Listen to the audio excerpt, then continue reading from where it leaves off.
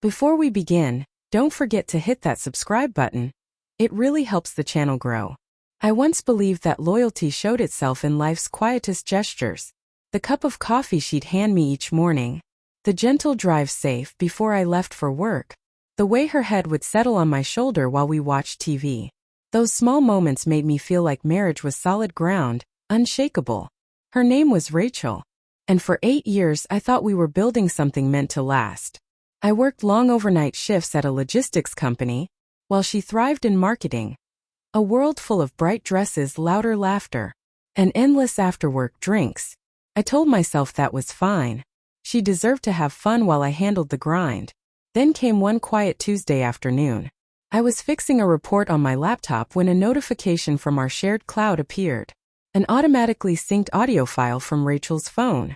I nearly ignored it, assuming it was just another meeting note, but curiosity whispered louder than reason. I pressed play. First came laughter, her laughter sharp, confident. Then her voice. I could leave him anytime I want. He adores me like a puppy. He's pathetic. Silence. Then a man's voice, amused. Then why not trade up? And she laughed again. 43 seconds. That's all it took to unravel 8 years of my life. At first, disbelief felt easier than rage. Maybe it was edited. A cruel prank, a misunderstanding. But the more I listened, the less room there was for denial. My hand shook, coffee turning cold beside me, as her words looped again and again, burning themselves into memory. That evening, she came home humming, kissing my cheek like nothing had changed. Said she'd had a crazy day. I looked at her and realized I didn't recognize the woman standing in front of me. For 3 days I stayed silent. I watched her smile, lie, move, breathe, and all of it felt like theater. The world lost its color. Food lost its taste. Even her old I love yous replayed in my head like cruel echoes. On the 4th night I decided to act. I copied the audio to my personal drive, then began separating everything quietly. Bank accounts, spare keys, important papers. Grief had turned into a strange kind of precision. Friday evening she said she'd be late again. Team dinner. I nodded, wished her fun, and waited. By 9 I couldn't resist. I drove to the restaurant she mentioned. Through the glass I saw her, laughing too freely beside a tall man, her hand resting on his wrist. I didn't go in. I watched for maybe 20 minutes, long enough to see the truth, short enough to keep my dignity. At midnight, she stumbled home smelling of perfume and wine. "You're still up?" she asked.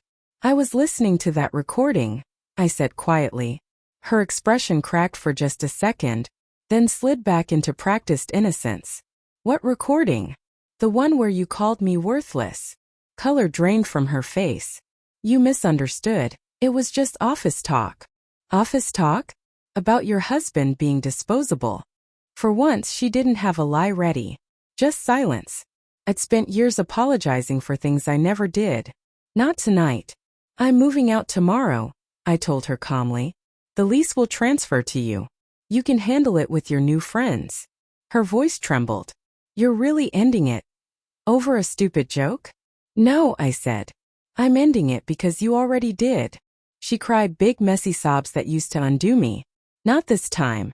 I packed a bag, left before dawn, and didn't look back. The weeks that followed were quiet and heavy. Silence became both punishment and relief. At work, people noticed the weight loss, the tired eyes. I told them I was fine. But at night, her words still echoed. "He's worthless." One afternoon, a mutual friend called. Jenna, she still worked with Rachel. "She's miserable," she said. "Telling everyone you overreacted." I almost laughed. "Tell her I hope she finds someone who shares her sense of humor." 2 months passed. The pain didn't disappear, but it changed shape. From raw to reflective. I started running at sunrise, filling hours that used to belong to her. I learned silence could heal just as easily as it could hurt. Then one day Rachel texted, "Can we talk?" I made a huge mistake. I stared at the message for a long minute. The old me would have replied right away, begging for closure. But closure isn't something you're given, something you decide. I typed one line.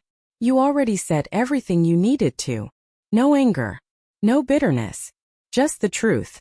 That night I played the recording one last time. Not out of pain but understanding. Her laughter sounded smaller now, hollow, meaningless. The same words that once destroyed me now felt like proof that leaving was survival, not surrender. Months later, I met someone at a charity 5K. Claire, a nurse with kind eyes and an honest laugh. We talked about music, coffee, travel. She asked what got me into running. I said, starting over. She smiled. Then you're doing it right. I don't know where it'll lead, but I've learned something Rachel never did. Love isn't about control, it's about respect. If someone treats you like you're easy to lose, they've already lost you.